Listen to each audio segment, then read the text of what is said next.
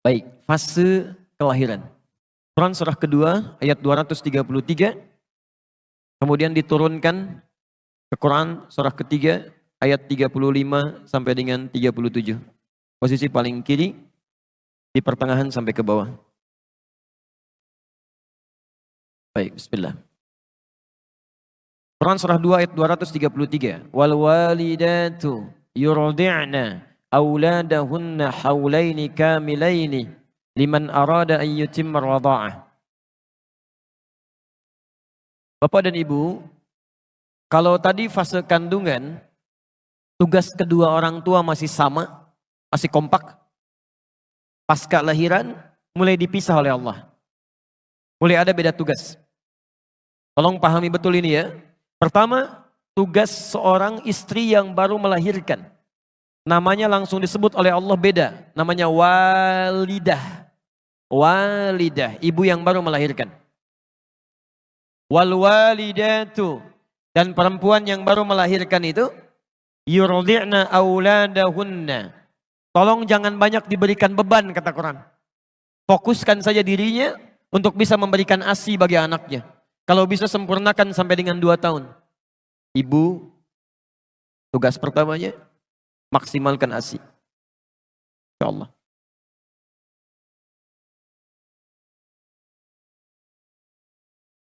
Masya Allah. Anak lahirnya bersih, suci, maka makanan pertamanya pun Allah inginkan makanan yang paling suci. Yang langsung mengalir dari ibundanya. ASI. Ini sudah tidak perlu banyak saya terangkan, banyak buku, banyak bahasan, bagaimana keutamaan ASI bagi seorang anak yang baru dilahirkan sampai usia 2 tahun. Ya, jadi ini sudah ada dalilnya, orang barat banyak mempraktikkan, dan saya baru dapat kabar sebelum ke Jawa Timur, bahwa di Amerika, begitu bayi dilahirkan, itu wajib harus diberikan ASI dulu. Dalilnya kita yang punya. Teman-teman, jadi saya kasih bocoran sedikit ya, ini rahasia di antara kita lah pagi ini. Yang paling banyak mempraktekkan isi Al-Quran dan hadis itu sekarang orang Yahudi, Pak. Orang Yahudi. Dan mereka itu paling yakin dengan Quran dan hadis, paling yakin. Cuman mereka nggak pernah sebutkan kalau ini dari Quran, ini dari hadis. Saya beri contoh ya. Dari mulai anak-anak itu kecil sampai dengan dewasanya, anak kecil saja yang dikeluarkan pendidikannya dari hadis.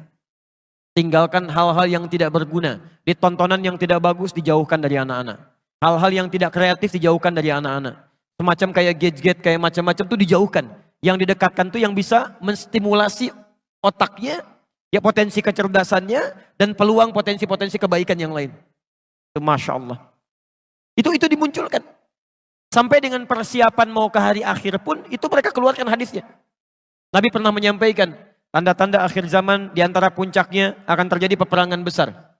Ya, akan terjadi peperangan besar.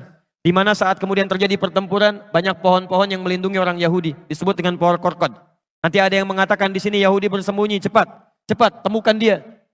Anda tahu apa yang terjadi? Sampai dengan hari ini, banyak orang Yahudi menanam pohon-pohon yang disebutkan di hadis tadi. Ya, orang Yahudi aja yakin dengan hadis, kemudian diamalkan. Kita yang mendapatkan anugerah Nabi-nya, kenapa nggak kita praktekkan? Ini poinnya. Maka pertama kata Al-Quran, jika sudah kemudian bayi dilahirkan, maka maksimalkan untuk memberikan ASI. Dan hebatnya, ini yang paling penting. Mohon izin ya, kalau ini mungkin bahasanya kurang menyenangkan, tapi ini yang disebutkan Quran. Wa 'alal mauludi lahu rizquhunna wa kiswatuhunna. Sedangkan bagi ayah yang baru mendapatkan karunia anak ini, jangan ganggu ibunya supaya tidak banyak memiliki perasaan-perasaan, terganggu emosionalnya, sehingga kualitas ASI yang mengalir kepada anaknya tidak baik. Maka biarkan dia konsentrasi dengan memberikan ASI-nya, maka suami memberikan fasilitas-fasilitas kebaikannya. Masya Allah. Rizquhunna, kebutuhan makannya. Kalau bisa suami yang suapi gitu kan, Masya Allah hadir di sampingnya. Kan secara psikologis begini, perempuan yang baru melahirkan itu kan setengah rasa sakitnya, itu akan hilang saat melihat bayinya. Sakit luar biasa, begitu bayi didekatkan kepadanya, itu setengah sakitnya hilang. Setengahnya lagi ketika suaminya hadir di sampingnya. Dia yang membelainya, dia yang berikan makanannya, dia yang siapkan pakaiannya, dia yang sampaikan kalimat-kalimat indahnya. Masya Allah, bayinya sudah lahir tuh, Masya Allah. Hidungnya mirip kamu nih. La haula wala quwata illa billah. Tapi kok matanya mirip tetangga kita ya? Itu agak repot ya. Gak lain. Baik. Lihat stepnya. Lihat stepnya. Jadi lahir, di dalam kandungan sudah punya pendidikan. Ketika dilahirkan sudah diberikan bekal-bekal eksklusif untuk mencerna potensi-potensi baik supaya muncul nantinya. Disebut dengan ASI. Dan itu nggak boleh terganggu. Seorang ibu terganggu emosionalnya ketika memberikan ASI, maka akan berdampak pada kualitas akan potensi yang dia dapatkan. Nah, yang paling menarik, saya mau berhenti di titik ini dulu. Sekarang mari kita lihat bagaimana sunnah-sunnah Al-Quran ditunjukkan lewat keluarga Imran yang dimintakan pada kita untuk mempraktekannya. Selain ASI, apa yang dilakukan? Quran surah 3, ayat 35 sampai dengan 37.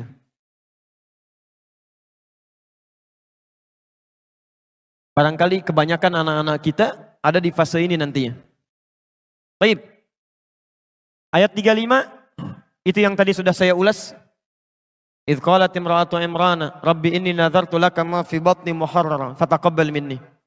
Innaka sami'ud du'a. Ya Allah, saya bernazar anak yang saya kandung ini menjadi anak yang soleh dekat denganmu ya Allah. Saya mohon jadikan dia anak yang dekat denganmu. Jadi mohon izin Bapak dan Ibu sekalian, sekali lagi, setiap anak yang dikandung, mohonkan kepada Allah. Dan bagian keduanya di ayat ini, tolong spesifik minta, anak ini mau direncanakan jadi apa? Jadi Anda harus punya planning. Misal, anak pertama itu jadi penghafal Quran. Masya Allah. Anak kedua, tafsirnya. Masya Allah. Anak ketiga, hadisnya misalnya. Anak keempat, fikihnya. Wah, ini kalau dikabulkan oleh Allah Subhanahu wa taala indah sekali. Begitu punya persoalan, nah anak pertama apa ayatnya?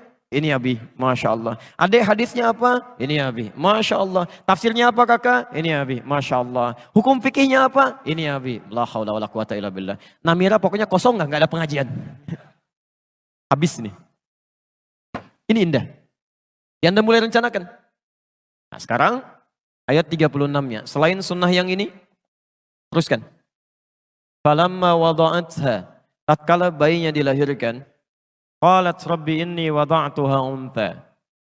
Kemudian orang tua mulai berdoa lagi kepada Allah Subhanahu wa taala setelah menerima tentang kelahiran ini, baik laki-laki atau perempuan. Hannah pernah berkata, ya Allah, yang lahir perempuan ya. Dijawab oleh Allah, wallahu a'lamu bima wada'at wa laysa dzakaru kal untha. Allah lebih paham tentang yang dilahirkan untuk kemaslahatan kamu. Perempuan pun punya keistimewaan yang tidak dimiliki oleh laki-laki. Jadi ini adab, kalau sudah dilahirkan terima. Baik laki-laki atau perempuan, itu yang terbaik. Jangan mengeluh. Jelas ya? Baik. Apa yang dilakukan? Kemudian, wa inni sammaituha Maryam. Selanjutnya, mulai beri nama dengan nama yang terbaik. Cari nama-nama yang baik. Awas hati-hati. Ada banyak sahabat dan sahabiyah yang namanya diganti oleh Rasulullah SAW karena mengandung unsur yang tidak baik di dalamnya. Abu Hurairah namanya Abdurrahman, asalnya Abdus Syams. Ketika datang masuk Islam langsung diganti namanya oleh Nabi. Jangan Abdus Syams, ganti jadi Abdurrahman. Baik. Ada perempuan namanya Su'ah, si jelek. Diganti oleh Nabi, enti Jamilah, ganti jadi Jamilah. Dicari nama-nama yang terbaik di situ. Ya. Dan hati-hati, jangan sampai ada nama anak-anak misalnya, bahkan ketika diberikan nama tanpa disadari, itu nama-nama yang tidak disukai oleh Allah Subhanahu wa taala.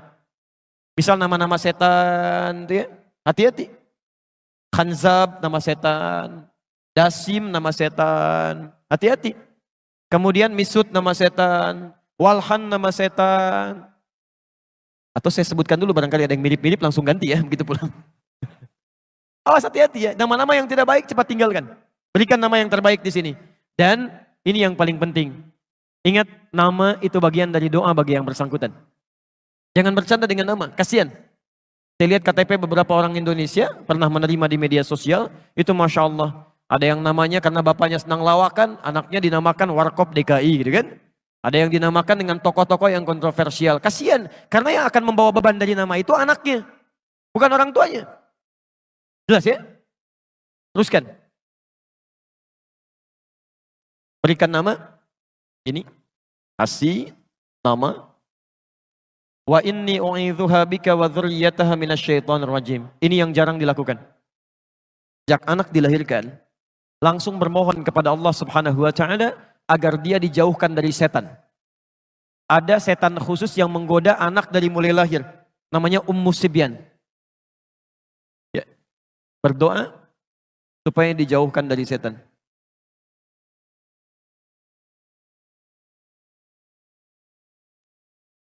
Dan Maryam termasuk manusia yang dijaga oleh Allah Subhanahu wa taala dari lahir sampai meninggal dari godaan setan. Bukan gak digoda setan, ketika setan akan menggoda diberi hijab oleh Allah. Tidak sampai kepada Maryam. Ini berkat doa kedua orang tuanya. Lanjutkan. Ayat 37-nya. Tadi Maryam punya nazar. Anaknya supaya dekat dengan Allah Subhanahu wa taala. Seperti Anda punya rencana. Anak pertama jadi ini, kedua jadi ini, ketiga jadi ini. Maka bagaimana cara mewujudkan doa yang tadi dipanjatkan? Ini poinnya. Maka mulailah kemudian wujudkan doa itu dalam bentuk ikhtiar dini. Teruskan. Lahir. 1. Fokus untuk berikan ASI. 2. Beri nama yang baik, yang menunjukkan harapan. Yang 3. Berlindung kepada Allah, mohonkan berlindung dari setan dan keburukan. Nah, ini yang keempat. Mulai berikhtiar menyiapkan perangkat dari doa yang dimohonkan. Lihat ayat 37-nya. Imran dengan Hannah, bukan nabi, bukan rasul, bernazar kepada Allah supaya anaknya menjadi anak yang salihah, dekat dengan Allah Subhanahu wa taala. Bukan cuma doa. Setelah berdoa kepada Allah, maka beliau berikhtiar. Dicari guru terbaik yang bisa membimbing anaknya dekat dengan Allah. Maka dipilihkanlah guru terbaik di zamannya Nabi Zakaria. Dipilih guru. Tidak hanya guru. Ditempatkan di tempat terbaik yang mendekatkan dengan Allah Subhanahu wa taala. Dibuatkan mihrab. Perhatikan. Doa ada, ikhtiar ada, dipilihkan gurunya, ada tempatnya. Ketika semua ini sudah disiapkan, apa yang terjadi? Turunlah jawaban langsung dari Allah Subhanahu wa taala. Ayat 37-nya. Fataqabbalaha rabbuha biqabulin hasanin wa ambataha nabatan hasana. Ketika semua diikhtiarkan dengan semua ini, maka turun jawaban dari Allah. Saya terima, kata Allah, semua ikhtiar ini. Kalau Allah sudah terima semua ikhtiar orang tua, maka Allah langsung yang akan memperhatikan anak yang dimaksudkan. Dari mulai tumbuhnya sampai dengan meninggalnya. Saya mau tanya kepada Anda ya. Anda orang tua, alhamdulillah, ibunya mengandung 9 bulan lebih. Kemudian dilahirkan, Anda bekerja keras, dirawat di rumah. Saat dia mulai sekolah, apakah Anda bisa memastikan kalau anak Anda bisa menyentuh makanan yang baik? Bertemu dengan teman yang baik? Mendapatkan perawatan yang baik? Belum tentu. Kita punya keterbatasan. Bahkan anak pulang ke rumah masih bisa menyentuh sesuatu yang salah. Di sini mungkin belum pernah terjadi, Pak. Tapi pernah terjadi kasus di Jakarta. Ini orang tua, muslim yang taat, baik. Anaknya TK-nya Islam, SD-nya Islam, SMP-nya Islam, SMA-nya Islam. Ini kisah nyata, perempuan. Dikira sudah kuat modalnya, kemudian masuk ke universitas yang kurang bagus dari sisi akidahnya. Walaupun favorit dari sisi keilmuan umumnya. Sudah masuk ke kampusnya, 2 pekan tidak pulang ke rumah, Pak. Begitu pulang ke rumah, dibuka hijabnya, minta izin pindah agama. Terjadi. Kita nggak bisa pastikan. Jadi yang terbaik adalah memohon kepada Allah, titipkan kepada Allah. Kalau Anda menitipkan anak Anda kepada Allah Subhanahu wa taala, maka dimanapun dia berada, Allah yang akan merawatnya.